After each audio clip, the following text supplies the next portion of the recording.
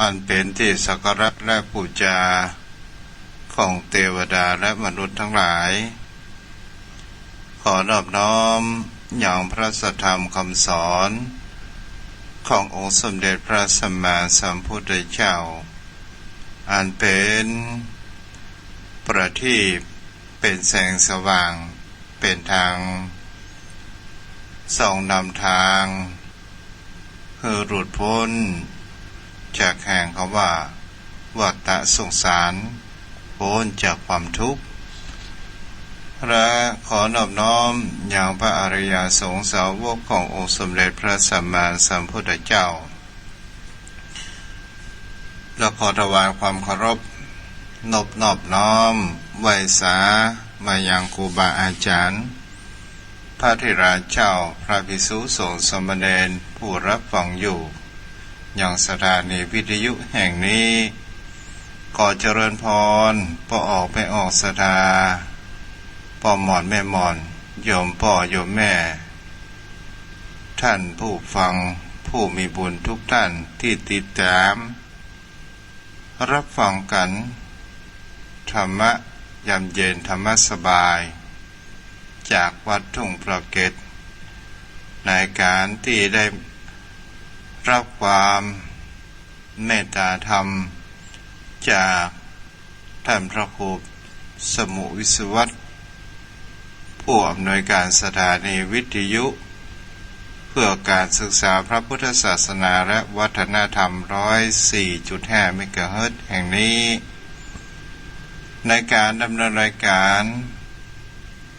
ทางหลวงพ่อเจ้าคณะอำเภอสันทราย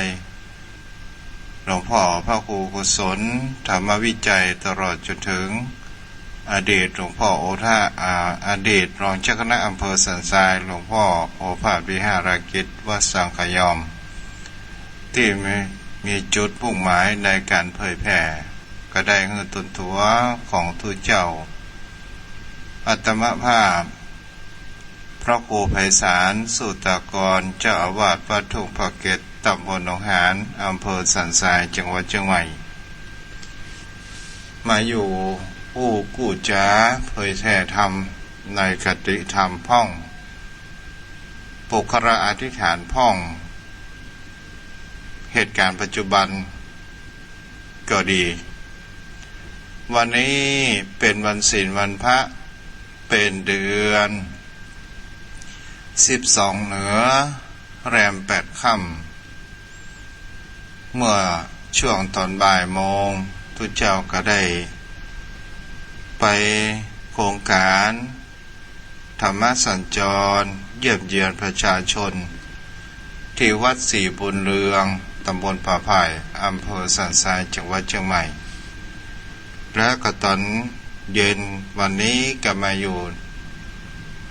ผู้กู้จ้าต่างรายการวิทยุโยมพ่อโยมแม่บางท่านบางคนบ่ได้ไปวัดไปวาจิตใจนั้นไปวัดไปวาแต่ร่างกายและสังขารนั้นมันมาเฮ่อบ่เป็นอย่างเด้อโยมพ่อโยมแม่ต่อไปทุกเจ้าจะได้ไหว้พระและจะบอกศีลให้โยมพ่อโยมแม่ได้อธิษฐานสิ่งกันไว้กับตนกับตัวของเฮา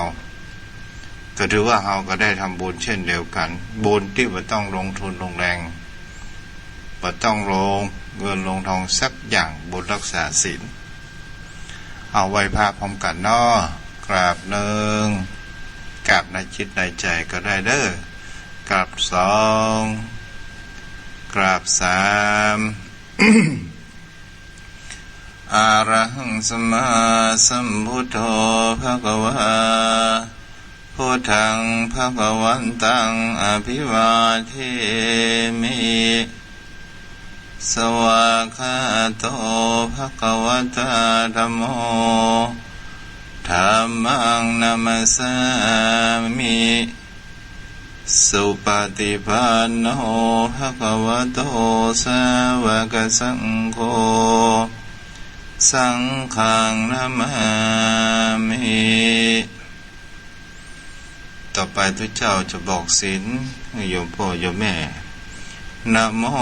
ตัสสะภ ภะคะวะโตอะระหะโตสัมมาสัมพุทธัสสะนะโมตัสสะภะคะวะโตอะระหะโตสัมมาสัมพุทธัสสะนะโมตัสสะภะคะวะโตอะระหะโตสัมมาสัมพุทธัสสะพุทธังสรณังคัจฉามิธัมมังสรณังคัจฉามิสังฆังสรณังคัจฉามิทุติยัมปิพุทธังสรณังคัจฉามิทุติยัมปิธัมมังสรณังคัจฉามิทุติยัมปิสังฆังสรณังคัจฉามิตติยัมปิพุทธังสรณังคัจฉามิตติยัมปิธัมมังสรณังคัจฉามิตติยัมปิสังฆังสรณังคัจฉามิติสรณะกัมมังนิทิตังปานาติปาตาเวรมณีสิกขาปะทังสมาธิยามิอะทินนาทานาเวรมณีสิกขาปะทังสมาธิยามิกาเมสุมิจฉาจาราเวรมณีสิกขาปะทังสมาธิยามิมุสาวาทาเวรมณีสิกขาปะทังสมาธิยามิสุราเมรยะมัจจาปมาทันทานาเวรมณีสิกขาปะทังสมาธิยามิอิมานิปัญจสิกขาปทานิสีเรนะสุขติยันติสีเรนะโภคสัมปทาสีเรนะนิพุติยันติตัสมาสิรังวิโสทะเย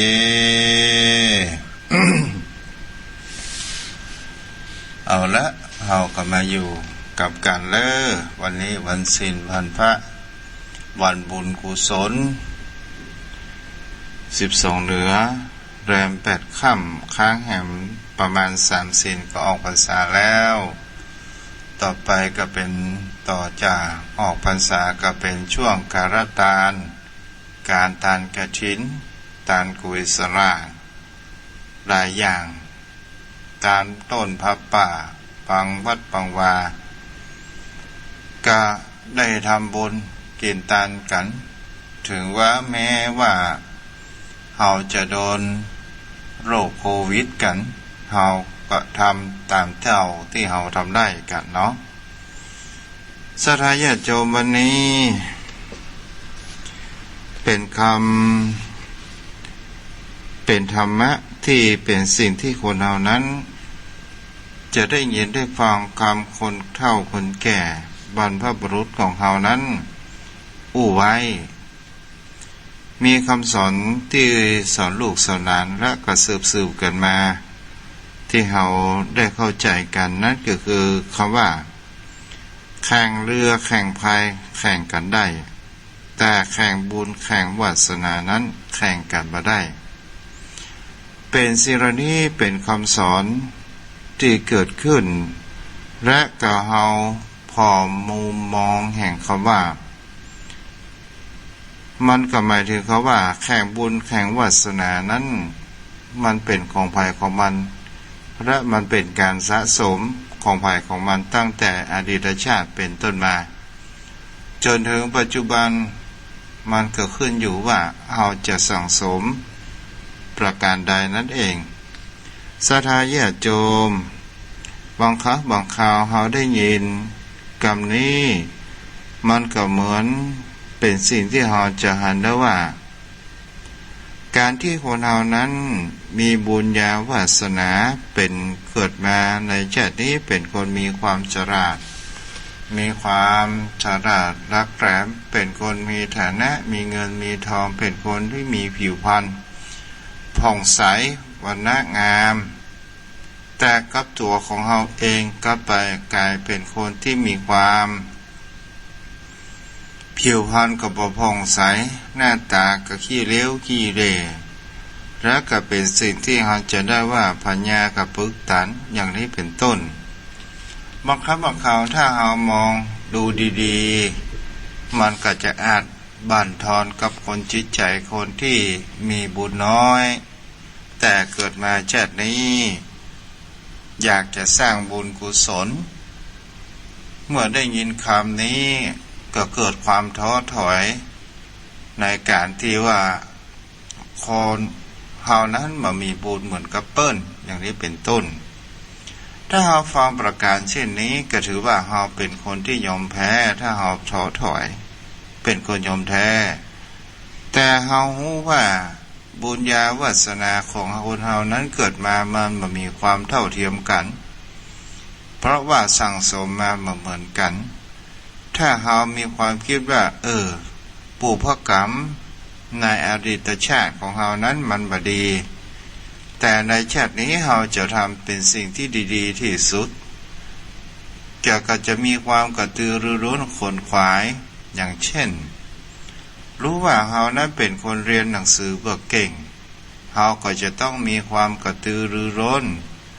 เฮาก็จะต้องหาวิธีเพื่อที่จะเรียนรู้มีความฉลาดหลักแหลมกันเกิดขึ้นได้ตลอดจนถึงเป็นสิ่งที่เฮาจะหันได้ว่าบางครั้งบางคราวคนเฮานั้นบ่ได้กลับจ้อนเงินจ้อนทองมาตั้งแต่เกิดคนเฮาก็มาขวนขวายกระตือรือร้นมีความขยันหมั่นเพียรในชาตินี้แสวงหาทรัพย์เพื่อที่จะดำรงชีวิตของเฮานั้นเพื่อความเป็นอยู่ที่ดีกันเกิดขึ้นตลอดจนถึงรู้ว่าในชาตินี้ผิวพรรณของเฮานั้นบ่ผ่องใสมีความทุกข์ลำบากในการทำการทำงานจะเป็นสิ่งที่เฮาจะได้ว่าถ้าเฮามีความขยันและอดทน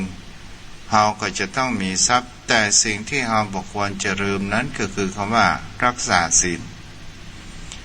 ลพระอานิสงส์ของศีลนั้นทำให้ผิวพรรณของเฮานั้นมีความสะอาดสะอ้านผิวพรรณของเฮานั้นก็จะมีความผ่องใสเกิดขึ้นและก็จะเป็นบุพกรรมส่งไปในภพภูมิแน่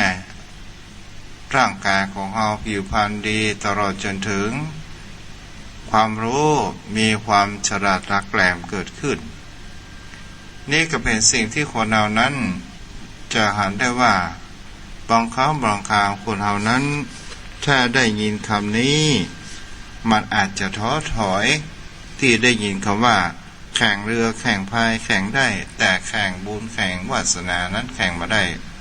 มันก็เป็นสิ่งที่เราก็รู้กันว่ามันแข่งมาได้แต่เราสร้างสิ่งใหม่ๆให้กับจิตใจสร้างที่เป็นบุญกุศลให้กับจิตใจของเราใหม่ได้และเราก็จะเป็นคนใหม่เป็นสิ่งที่คนเรานั้นก็คือการหล่อหลอมจิตใจของคนเราเป็นสิ่งที่คนเรานั้นควรจะกระทำควรกะสำนึกแล้วประพฤติปฏิบัติกันเป็นสิ่งที่คนเรานั้นจะหันได้ว่าถ้าเราเป็นคนมีเกิดมาเป็นบุญคนที่มีบุญญาวาสนาดี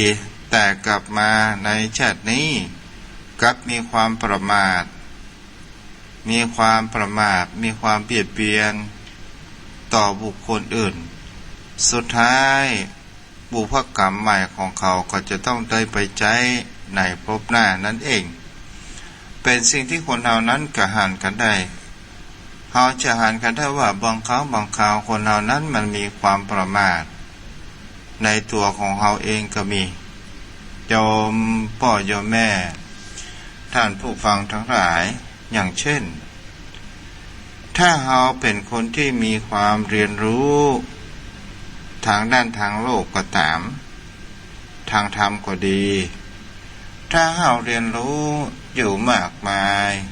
จนได้รับความยกย่องว่าเป็นบัณฑิตเป็นผู้เป็นนักปราชญ์เป็นผู้มีความรู้อย่างเช่นถ้าเราเป็นทางโลกเราจบถึงปริญญาเอกพระว่าดุษฎีบัณฑิตเป็นด็อกเตอร์แต่บางครั้งบางคราวเราจะหันได้ว่าถ้าเราลงตัวเองเราไปรับฟังความคิดของคนอื่น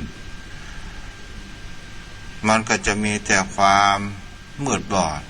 ถึงจะเป็นด็อกเตอร์แต่ความประพฤติโดยความหยาบ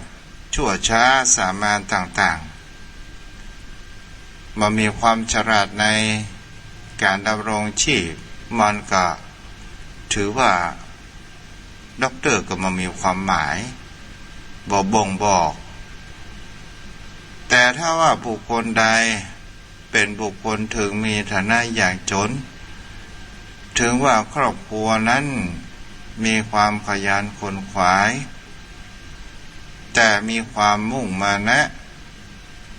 เรียนรู้ด้วยประสบการณ์แห่งชีวิตเรียนรู้โดยความเป็นธรรมชาติก็เป็นสิ่งที่จะหันได้ว่าบุคคลที่มีการเรียนรู้ตามธรรมชาติแต่มีจิตใจเป็นผู้มีคุณธรรมเป็นคนมีความเอื้อเฟื้อเผื่อแผ่เป็นคนมีเมตตาจิตบุคคลนั้นจะได้รับยกย่องมากกว่าด็อกเตอร์และเขาก็เป็นสิ่งที่คนเราจะหันได้ว่าบางครั้งบางคราวคนเรานั้นพอเวลามียศถาบรรดาศักดิ์หรือว่าเป็นคนที่มีความรักแหลมจะมองคนอื่นนั้นเป็นคนโง่ว่าตัวมองตัวเองว่าเป็นคนฉลาดมามีภัยทัดเทียมได้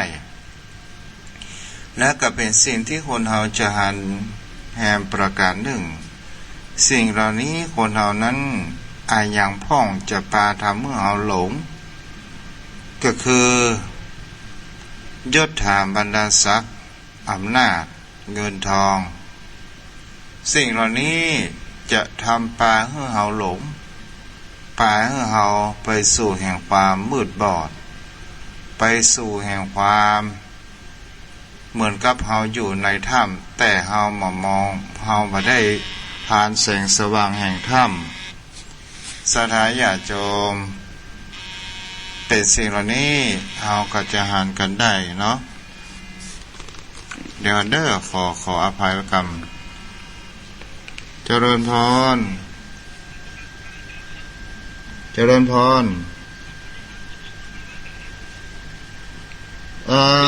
คือตอนนี้การคุณหมอบอกว่า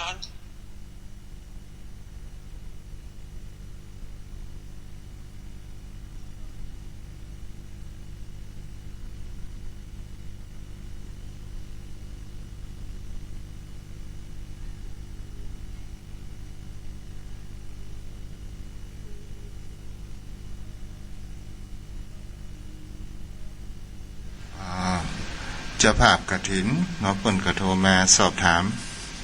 ในการที่วัตถุประสงค์จะซื้อที่ดินถวายเป็นสมบัติของพระพุทธศาสนา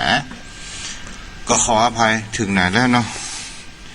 สถาญาติโยมนี่แหละก็เป็นสิ่งที่คนเราก็จะหันกันได้ว่าบางสิ่งบางอย่างกระทำเมื่อคนเรานั้นเดินผิดพลาดบางสิ่งบางอย่างนั้นก็จะทำเมื่อคนเรานั้นผ่านทางแสงสว่างเกิดขึ้นโยมพ่อโยมแม่เฮาก็ลองสังเกตลองนึกต้องดูว่าถ้าว่าลูกเศรษฐีกับลูกคนทุกข์จะถามว่าใครจะเอาชีวิตรอดได้มากที่สุด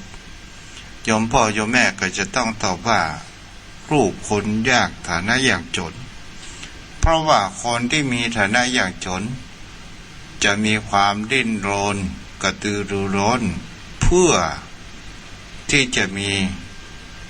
ทรัพย์สินเงินทองและสร้างฐานะเกิดขึ้นแต่ถ้าว่า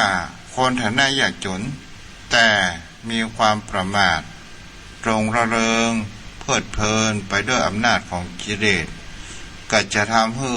หันได้ว่าเขาก็ยิ่งจมปักลงไปอยู่เรื่อยๆไปแต่ลูกเศรษฐีวันใดวันหนึ่งลูกเศรษฐีวันใดวันหนึ่งถ้าว่า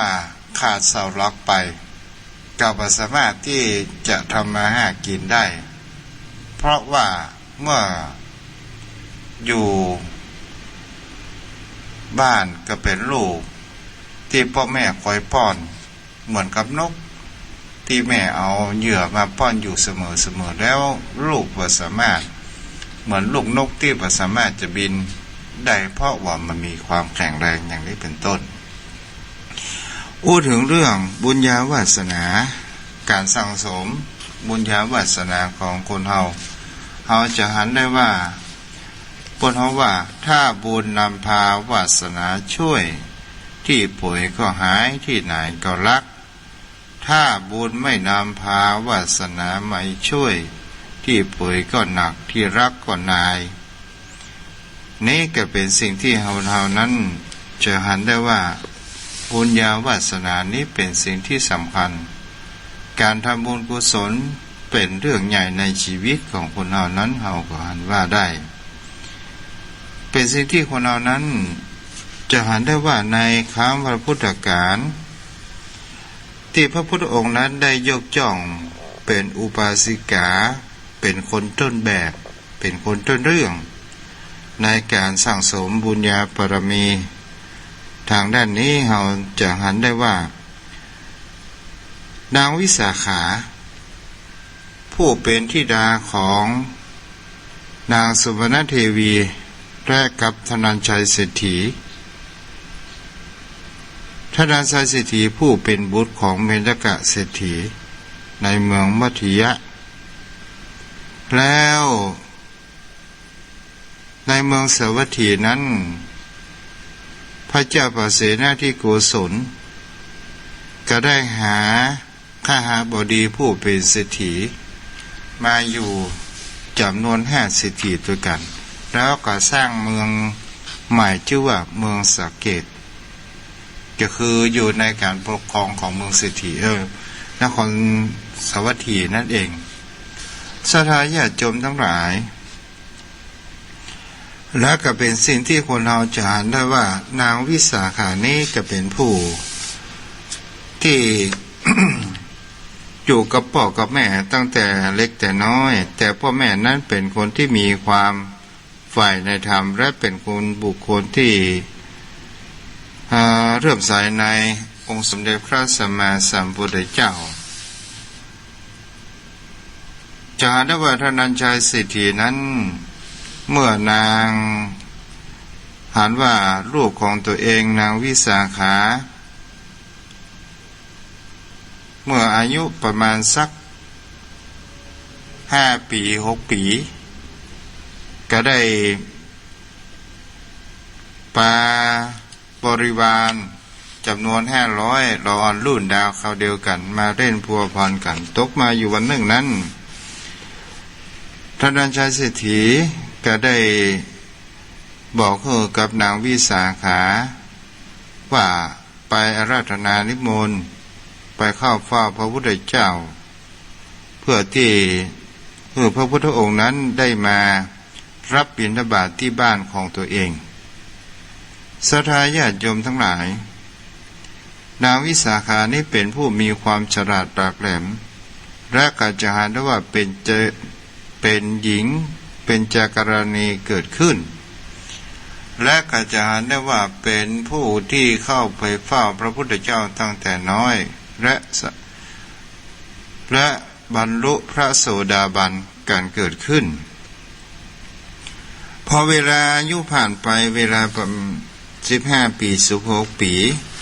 ก็มีเศรษฐีแห่งผู้หนึ่ง ก็คือเมธกะเศรษฐีอยากจะได้ลูกสะใภ้ก็ไปเที่ยวหาผู้คนที่ควรจะมาเป็นลูกสะใภ้ของตัวเอง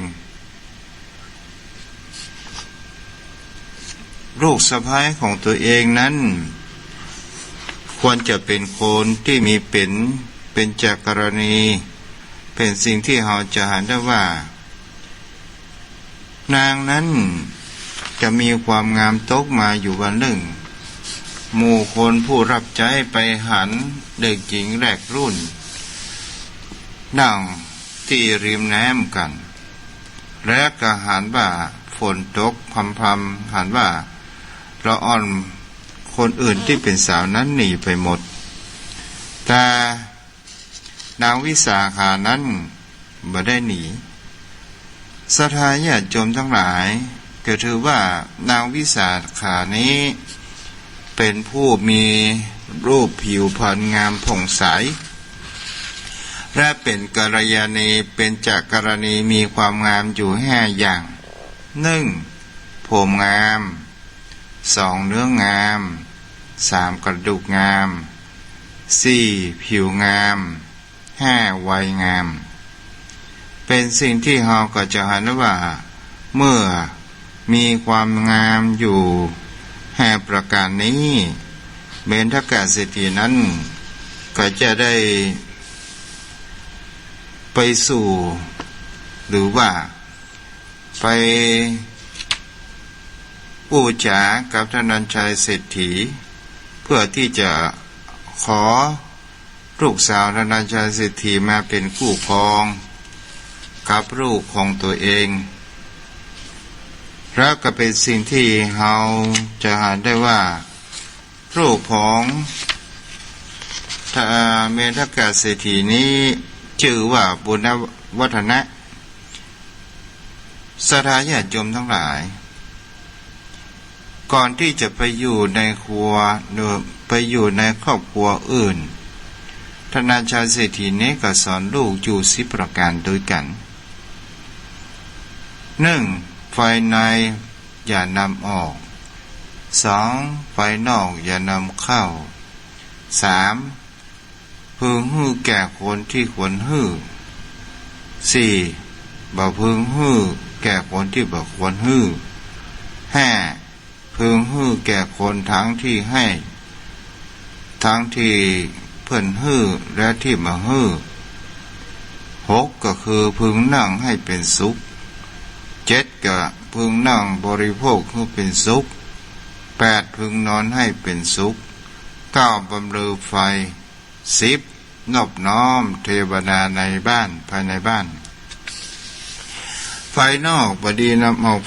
ไฟในบดีนำออกไฟนอกบดีนำเข้าโยมพ่อโยมแม่ก็คงจะหูกันเนาะคงจะหูกัน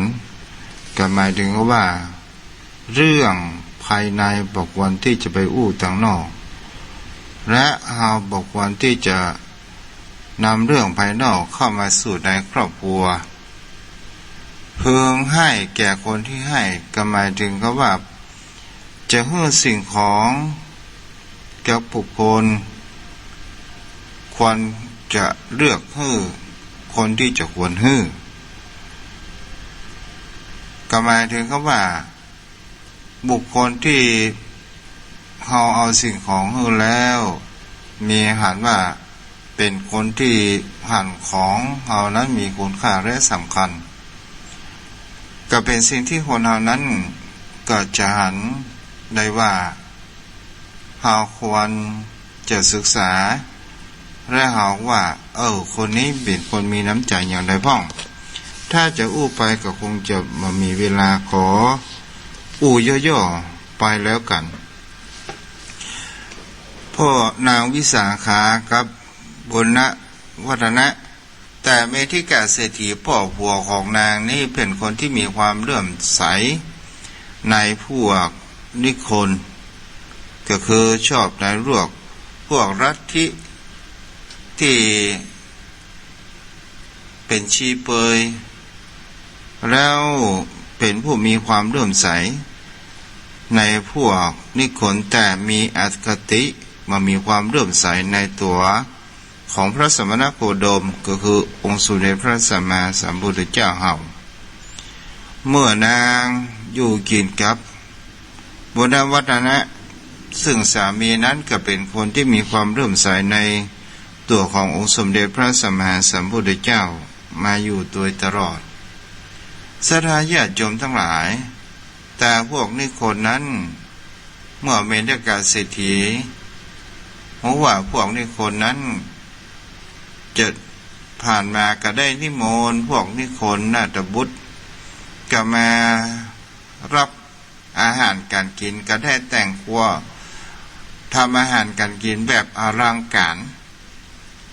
แต่พระสงฆ์สาวกขององค์สมเด็จพระสัมมาสัมพุทธเจ้ามาบิณฑบาตแต่นางวิสาขานั้นได้ถวายข้าวบิณฑบาตอยู่เสมอแล้วก็มีพระสาวกรูปหนึ่งก็ถามว่าพ่อผัว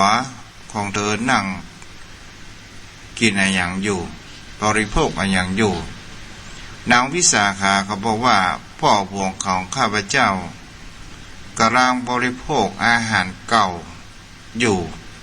อาหารบูดอาหารเน่าอาหารเก่าก็หมายถึงคำว่ากินบุญเก่านั่นเองบอกเคยที่จะสร้างบุญใหม่อย่างนี้เป็นต้นเมื่อเมธกาเศรษฐีนั้นได้ฟังอย่างนั้นแล้วก็เกิดความโกรธเกิดขึ้นในตัวนางวิสาขาแล้วก็จะเห็นได้ว่านางวิสาขาก็อธิบายกับเมธกาเศรษฐีที่ว่ากินของเก่านั้นก็หมายถึงว่าพ่อกินบุญเก่าที่เคยสร้างมาแต่บุญใหม่พ่อบ่เคยสร้างเมธกาเศรษฐีนั้นก็เลยเกิดความเกิดความมีความเริ่มใสในตัวนางวิสาขานางวิสาขานั้นก็เป็นผู้ที่ได้บริจาคสร้างโรงทานให้กับคนยากคนจนเหมือนกับอนาถบิณฑิกาเศรษฐีเช่นเดียวกันที่ได้รับการยกย่องอาระโยมพ่อโยมแม่